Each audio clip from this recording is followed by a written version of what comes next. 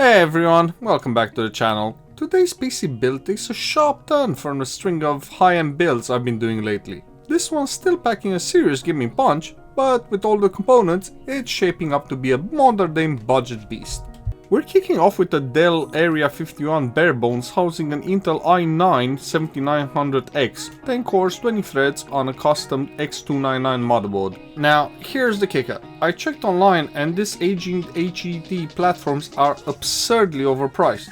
The motherboard alone, over £150. The CPU, another 90. That's wild. I definitely wouldn't be recommending paying that much, unless for some reason you're chasing something truly niche. For RAM, I tossed in a trusty 4x4GB Corsair kit. Only 16 gigs, yeah, but perfectly fine for the value segment I'm targeting here. These days, most of my setups run 32GB, but let's be real, 16GB is plenty and still gets the job done. I've also added a 500GB NVMe SSD and a solid internal Wi-Fi card.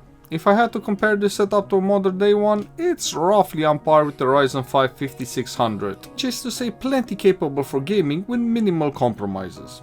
Plus, with 10 cores under the hood, it's great at handling background tasks. For cooling, I reused the Alienware OEM unit. It's just a rebranded Asetec and it still works flawlessly. And that's about it. As for the GPU, I went era appropriate, a GTX 1080 8GB, a solid pick, but I built this PC before I had it, so I didn't film that part. But don't worry, I've got back. There is one frustrating bit though. This motherboard is incredibly picky about fans. It requires not just PWM fans, but specific Corsair or Dell fans with a pre-startup check. Try using a generic fan on certain headers, you'll boot into a warning screen, even though everything technically still works. It's bizarre and kind of annoying. The other little niggle that's kind of common when rehousing OEM builds is that the front audio header simply isn't compatible. I mean, yeah, you can make an adapter or something for it, but I'm not gonna do it. It's just a bit of a waste of time. How many people do you know using a front audio jack anyway? In heaven, I initially averaged just 150 FPS at 1080p, which is unusually low for a 1080. After way too much time spent debugging drivers, I discovered the actual culprit, a leftover Ryzen power plan and some overly conservative BIOS settings that were bottlenecking the CPU. Once corrected, the i9 boosted properly and the GTX 1080 hit a sweet 152 FPS while recording, which is just, well, perfect.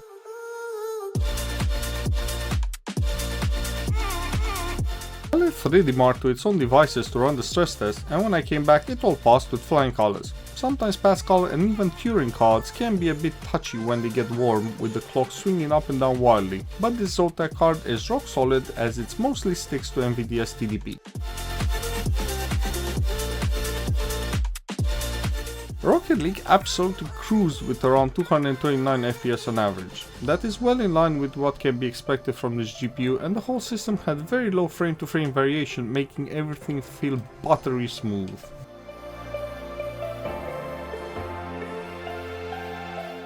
In Fortnite with high but not crazy settings, I averaged 71 FPS on my standard test track. That's just a hair above what I expect from a 3060. Not bad at all.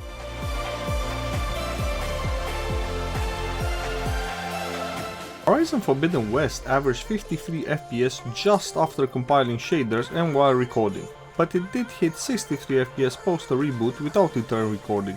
Very solid with great pacing.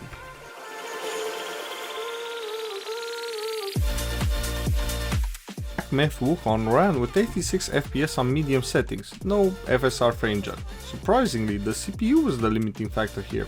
Didn't see that coming, but with just a smidge of overclocking, that was no longer the case. The onus shifted back to the GPU to do its best.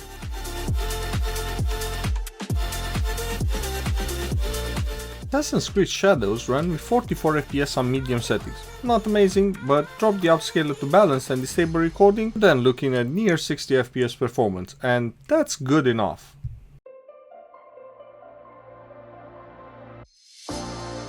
Core i6 typically favors Intel, but this i9 didn't wow here. On the one hand, yes, it did return 79 FPS on Ultra, but on the other, it did it with odd power draw metrics, suggesting there's some untapped GPU headroom here. Still, this is a kind of a common quirk for mid-range CPUs on this title.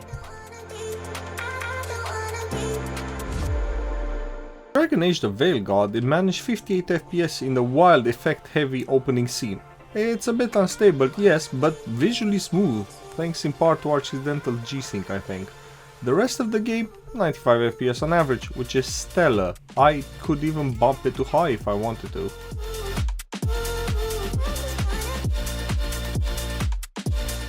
Cyberpunk 2077 at high settings, but obviously no RT, with FSR set to quality, averaged 75 FPS. For a GPU without ray tracing support, that's really impressive. Sure, I miss RT a little, but not enough to ruin the experience.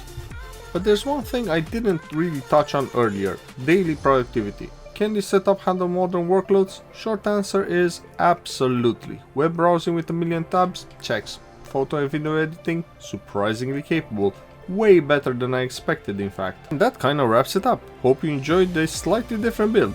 Drop a like if you found it interesting, and as always, catch you in the next one.